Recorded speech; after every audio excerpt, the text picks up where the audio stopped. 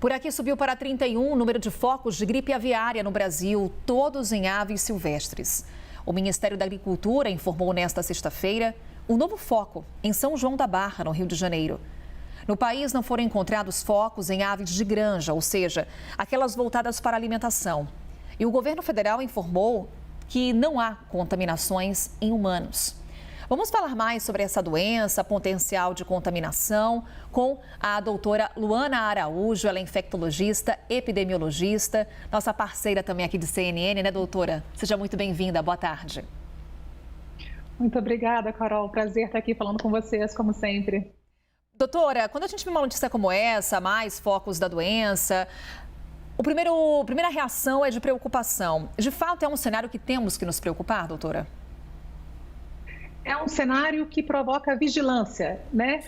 Para nós, infectologistas, epidemiologistas, sanitaristas, a gente vive nesse estado eterno de vigilância, Carol, porque essas ameaças, elas acontecem, esses vírus, esses micro-organismos, eles circulam pelo ambiente selvagem e a gente tem sempre que monitorar e entender o que está acontecendo e qual é o risco que a gente corre nesse sentido.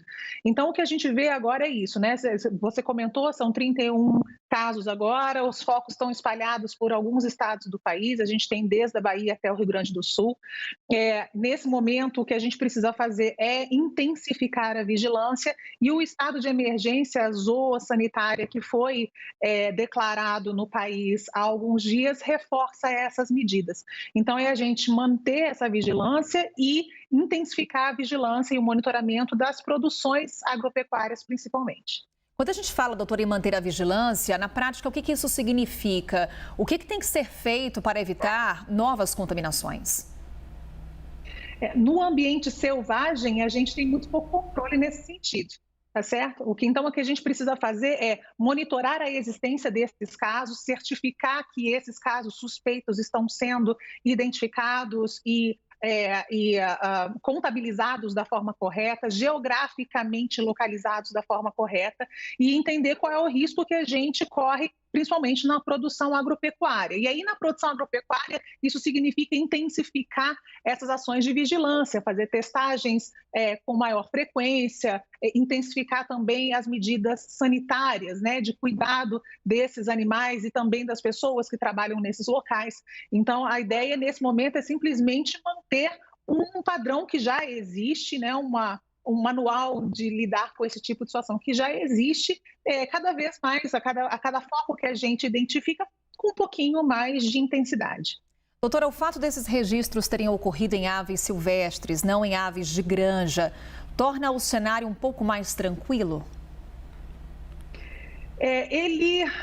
Não é que o cenário esteja tranquilo, ele é um cenário que nos suscita esse tipo de ação. Mas é claro que se a gente identifica o vírus numa produção, numa granja ou numa produção de aves domésticas, né, ou domesticadas, aí a nossa situação fica obviamente muito mais complicada, porque isso significa um impacto não só na produção propriamente dita, mas num risco maior disso chegar a pessoas, né? Embora a gente saiba que esse vírus ele não tem uma capacidade, né, uma eficiência muito grande de infectar humanos, muito menos de fazer uma transmissão sustentada de um ser humano para outro. Então, o nosso risco de uma pandemia, né, ou de uma epidemia neste momento, nesse sentido, ela é muito baixa, mas a gente já passou por outros momentos em que isso também era assim e a gente sempre tem que levar em consideração a capacidade desses micro-organismos de nos surpreender. Então, é por isso que a gente mantém essa vigilância em alto grau. E a senhora traz esse ponto, a questão da transmissão para humanos. Não foi detectada a doença em humanos aqui no Brasil, mas como se daria essa transmissão, doutora? A transmissão, ela é muito mais eficiente entre aves e humanos do que entre humanos, como eu comentei. Então, a gente deve evitar o contato direto com aves que estejam, obviamente, doentes ou com o cadáver dessas aves. Tem que evitar o contato com secreção dessas aves. Por isso, inclusive, que houve aí uma proibição, tá certo? Em ilhas no Espírito Santo da visitação humana, porque é um local de habitat das aves cuja espécie está sendo mais atingida nesse momento. A gente precisa ter, e sempre precisou, sabe, Carol? E agora acho que isso também é um aprendizado de intensificação, ter medidas sanitárias, né, de higiene habituais que permeiem o nosso comportamento. Então, evitar a carne crua, evitar a contaminação, né, usar carne crua junto com outros alimentos para evitar a contaminação de outros alimentos, higiene de mãos, como sempre. Então, evitar o contato com esses animais ou com as suas secreções ou com os seus cadáveres e tomar muito cuidado, obviamente, também com a higiene propriamente dita, tanto de mãos quanto de alimentos. Doutora, vou encerrar aqui a nossa conversa com uma questão muito básica. A gente está falando tanto aqui de gripe aviária. Qual que é a definição dessa doença no humano? Quais seriam os sintomas? É uma doença que, por exemplo, pode levar à morte do homem? Pode, e ela já fez isso em alguns casos pelo mundo, embora não com a potência que a gente veja em outras doenças, como a gente comentou, mas ela pode acontecer. E aí os sintomas não são muito diferentes de outras gripes. E os grupos de maior risco também não são diferentes de outros grupos de maior risco. Então a gente está falando de idosos, imunossuprimidos, crianças, todas essas pessoas, né, gestantes, precisam ter uma atenção um pouco maior nesse sentido.